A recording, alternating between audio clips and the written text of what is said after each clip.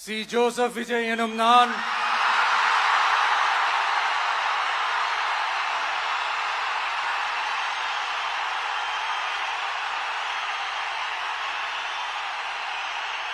சட்டப்படி அமைக்கப்பெற்ற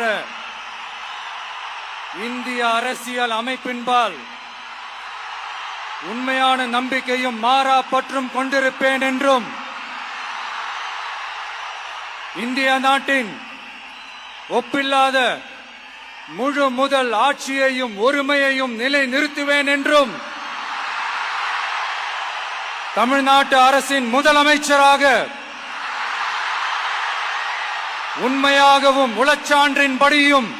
என் கடமைகளை நிறைவேற்றுவேன் என்றும் அரசியல் அமைப்பிற்கும் சட்டத்திற்கும் இணங்க